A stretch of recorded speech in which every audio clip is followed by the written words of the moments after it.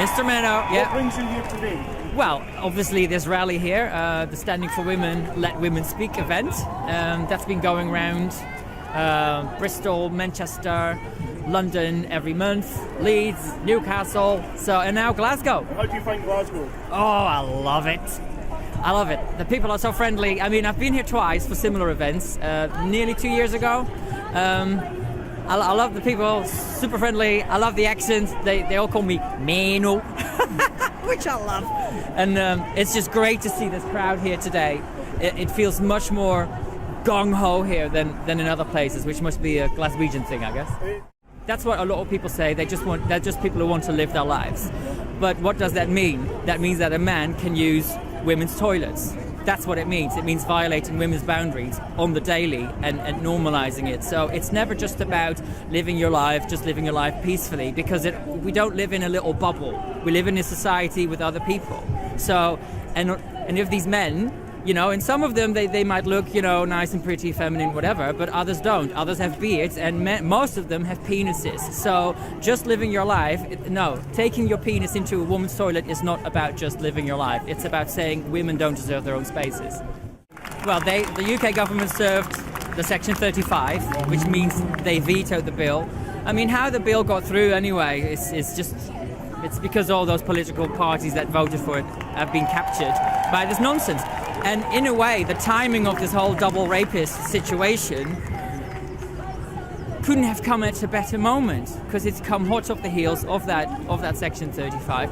This is where the gender shit is hitting the fan, you know, and it was inevitable. It's been, since 2014. And even though I often say, oh my God, this is bonkers, it's madness, actually, it's been strategic. So the reason why in 2014 the Scottish prison system changed their policy and allowed men into women's prisons is because of the work of the Scottish Trans Alliance, which at the time was run by somebody called James Morton, who is a woman. Okay, but she thinks that she's a man. Legally, she's now male, but you know, that already shows you how crazy this is, that a woman can be legally the same as me.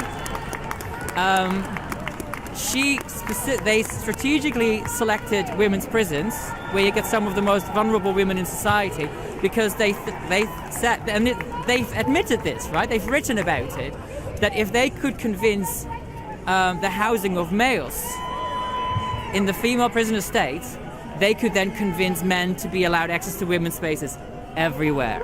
They purposely chose some of the most vulnerable women in society, because who cares about them, right?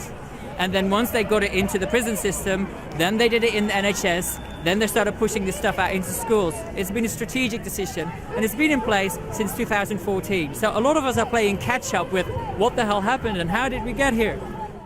And obviously it's the rise of social media. It's all about the internet. If I was a 13-year-old today with a mobile phone and TikTok, I'd be on the other side. I would be a pan-gender demigirl or something, and I'd be knocking on the gender clinic's doors. And if my parents said, mate, you're a bloke, I would say you're transphobic, you know? And that's why I'm on this side now, because I see the dangers of it.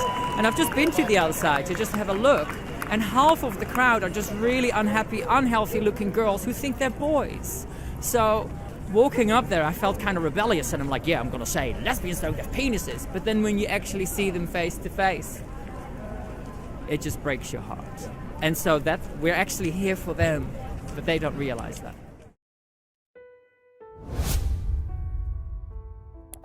Thank you to all my Patreon and PayPal supporters. You helped me fund my travel expenses to get to Glasgow and back again, and I'm so glad that I was part of it, so thank you so very much.